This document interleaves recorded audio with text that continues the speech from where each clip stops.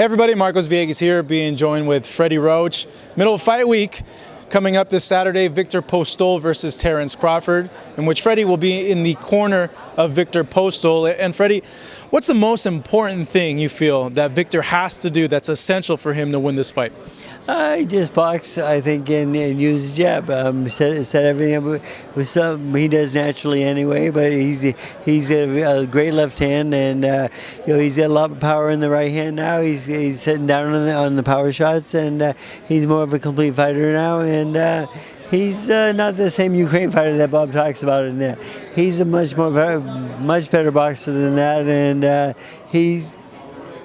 He's done that because we've spun with Pacquiao and those type of guys, and I was so impressed with him. I took him to the Philippines with me one time to work with Pacquiao for one of his fights. And Postol's a complete fighter, and Crawford's a very good fighter, yes, but I think we're better. Looking at him, he seems like he's bigger naturally than Terence. He's taller, obviously, and his reach is longer. How do you feel those two things in specific will play out in the fight, the height and the reach of Viktor? Yeah, that's going to play out really well for us, and I think Crawford will have a little bit more trouble trying to get to us and trying to get inside. And when I sent Viktor to the buffet this morning to get a little breakfast, and I saw Terence Crawford coming out of the sauna, so I wonder who's having trouble making weight. Looking at Viktor with the baby, what confidence do you feel that's going to give him, and what drive and motivation that's going to give him now that he's a dad? It will give him a lot of motivation. His wife having twins, and he's away from home and so forth, and he felt bad that he couldn't be there and so forth. But he'll give them the biggest present possible if he wins this fight. Looking at the winner of this fight, it's been a lot of talk about the winner is going to face Manny or potentially be facing Manny Pacquiao. But changing subjects to Manny, when did he tell you that he was ready to come back and fight? When was that decision made on his part, and when did he relay it to you? He told me like the day after his last fight. Right, then the next day he told you? Sure. So it's no surprise. Yeah. Looking at Manny, been a lot of names being thrown out. Broner obviously priced himself out of the fight. Manny Garcia, I saw him last week. He said that an informal offer was made to him, but he didn't accept the fights. He felt that it wasn't enough from Manny for him to fight him. What'd you make of those two guys not taking fights against Manny because of purses?